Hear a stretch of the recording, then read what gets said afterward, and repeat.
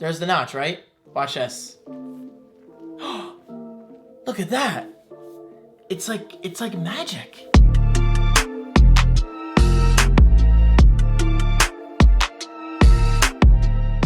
Hello everyone, how you doing today? My name is David Franco. Welcome back to my channel. I appreciate your being here. Thank you so much. So today's video is all about this little bad boy, my 2021 14-inch M1 Pro MacBook Pro, and things I just want to talk about, you know? I mean, obviously I'm going to say mostly good things because I'm kind of an Apple fanboy. I'm not afraid to admit that because I strongly believe Apple makes quality stuff, you know? But at the same time, I'm not afraid to diss Apple and talk about things that I think they could improve on. Anyway, I've had this 14-inch MacBook Pro for about, like 2 weeks now? And I gotta say, guys, like, if you can take anything away from this video, just let it be this. This is by far the best notebook I've ever had in my life. Like, by far. Performance-wise, fan noise-wise, I have yet to hear the fans rev up. Seriously, the only way I've heard the fans is if I'm exporting a video in Final Cut or rendering or streaming to my Plex server, you know? Well, I mean, this is the Plex server. But the only way I'm going to hear audio from the fans is if I do this. I actually put my ear up to it. And even then, it's quite difficult to hear. But in terms of regular usage, especially when compared to previous notebooks I've had, I have yet to hear the fans rev up while editing video or anything like that. Like, it's a completely silent machine from this distance. Absolutely incredible. You know, what Apple pulled off with the M1 processor lineup and now the M1 Pro and the M1 Max, it's just insane. It's insane. You don't see this kind of performance and energy efficiency from other companies. You simply don't, guys. You simply don't. You can't compare this to Intel or AMD. Like, Apple is so far ahead in terms of keeping everything under control. Quite literally, because it's a walled garden. But that's what makes Apple so great, you know? Love them or hate them, you cannot deny the success of Apple. They know what they're doing. Anyway, getting to the list, I do have a list right here of things I want to talk about. First up is the exceptional build quality that I've come to expect from Apple. Aside from the loose hinge on my AirPods Pro case, Apple is typically very good at quality control, and that continues, thankfully, with the MacBook Pro. This thing just feels like quality. The hinge is very tight. The keyboard feels amazing, and that's a lot coming from me. I loved the keyboard on my, well, I still do love the keyboard on my 2017 MacBook. I just love that clicky, low travel feel. And guys, I realize that's not for everyone, but for me, I personally love how that feels.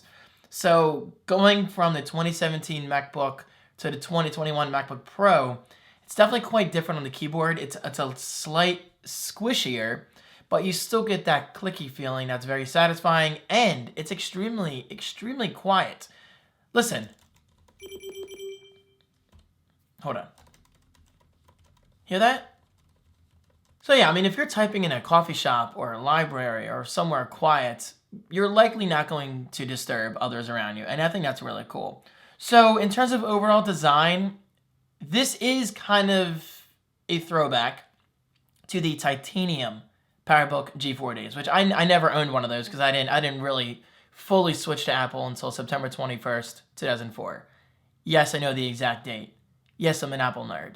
Yes, I'm proud of it. But anyway, at first, I wasn't a huge fan, honestly, of them going back to that slightly boxy design, because I'm a huge, huge fan of tapered edges and curved corners.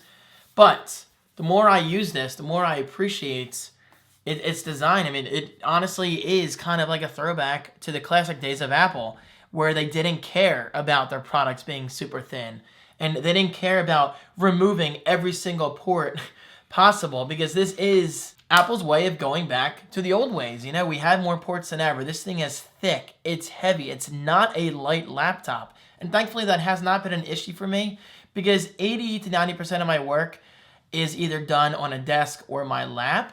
But for those days where I have taken this thing to like my parents' house, yeah, it's a little heavy, and you definitely feel it over time. But is it a deal breaker? Absolutely not. Guys, I used to have, I still do have, but I used to use regularly a 17-inch PowerBook G4. Do you know how massive and heavy that thing is? I used to carry it around on my back in freaking New York City, and let me tell you, my back was killing me by the end of the day. It was just a very, very heavy notebook. But thankfully, I'm no longer a big fan of huge notebooks nowadays. Like, 14-inch honestly is the biggest I'd go. Like, but with that said, if Apple had a 13-inch version, then I probably would have went with 13-inch. But so far, this 14-inch form factor has been incredible. I mean, it's got pretty much everything I need. The only thing I ran into, the only minor issue I ran into, in terms of ports was, I think it's in my closet right now. I went to plug in my external hard drive to back up some videos, right? And I was like, wait, David, Apple doesn't really do USB-A anymore. And honestly, I don't blame them. I don't blame them. So I bought some of these. And actually, I got these a while ago. I just kind of, forgot I had them. These are USB-C to USB-A adapters. They're exactly what they sound like. You plug one of these into a USB-C ports, and now suddenly you can, I was going to find a USB-A cable. I don't have any around here. But you can plug in the cable, boom, and you're good to go. And if you guys want these, I will link them right below on Amazon. I think you can get 2 of them for like $10. Really, really cheap. So yeah, crisis averted, not a big deal. Okay, let's talk about the beautiful Liquid Retina XDR display. I'm going to be honest right off the bat. And this is a very, very, very good problem to have. I am by no means dissing this display. It's the best display I've ever seen on a laptop. But as a regular user of the iPad Pro, I am spoiled. Apple honestly spoils me with this display. It is absolutely freaking incredible. So going from the iPad Pro to the MacBook Pro, it didn't blow my mind, and I'm going to say it again. That's a good problem to have because I'm just so used to these 120 Hz ProMotion XDR displays. Like, Apple is setting the standard for me and for other fellow Apple users. I mean, my 5K display on my iMac looks absolutely incredible. It's really hard for me to use a typical display for design work or video editing. Like, Apple just has me this high with displays. And when I find another display, my expectations dropped way down here. I'm like, what is happening? What is happening? So, yeah, it didn't blow my mind right away because, again, I was just so used to it. But, this by far is the best display I've ever used.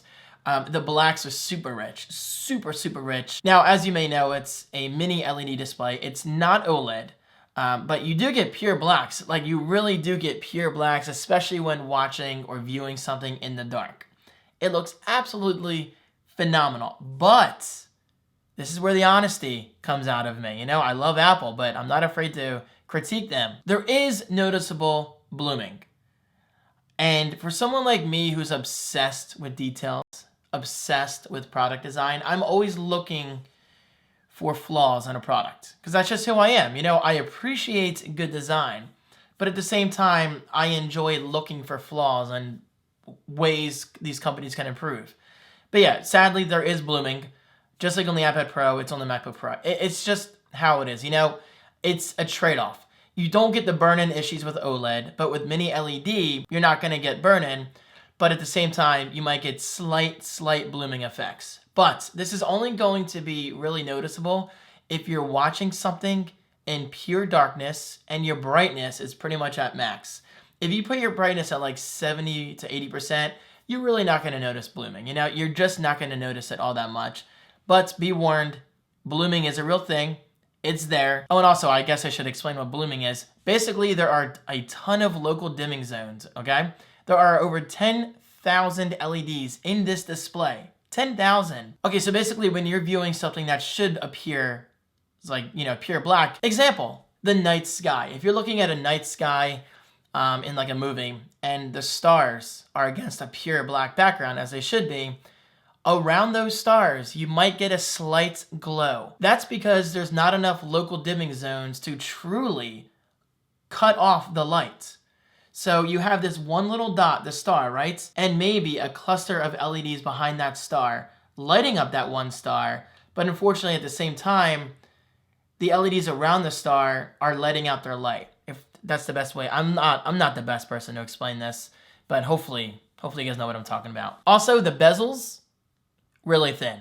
Love these bezels. Okay, so moving on, let's talk about performance. Aside from a few bugs in macOS Monterey, my experience has been absolutely exceptional.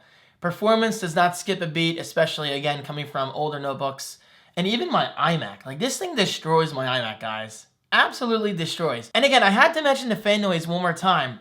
the iMac, even when idling, doing absolutely nothing, sitting at the desktop, or even just sleeping, you can hear the slight whirling sound of the fan, which is absolutely mind-blowing because the iMac is huge. It's a huge chassis.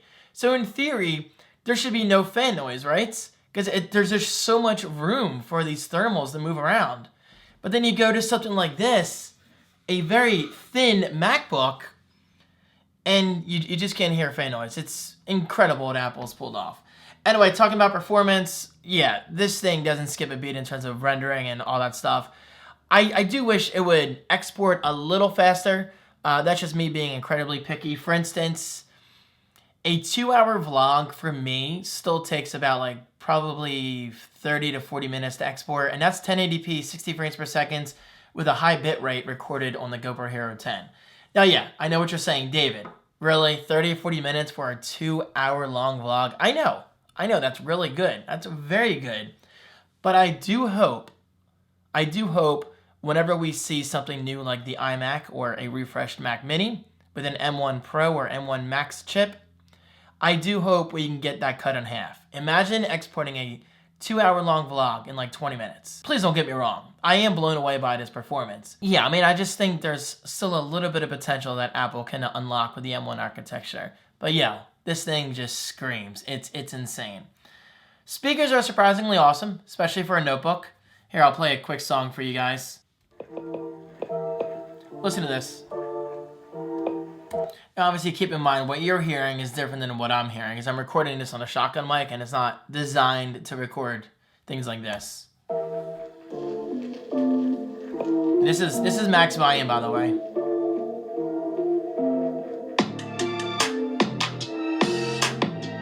Not bad, right? Not bad. So yeah, bass performance, it's not bad. Obviously, it's not going to shake your house. That's physically impossible with something so small. But I will say, these are the best speakers by far that I've ever heard in a notebook. Like, I'm very, very impressed. So keep the good work, Apple. I love it. And I hate my voice. I'm not a fan of my voice at all.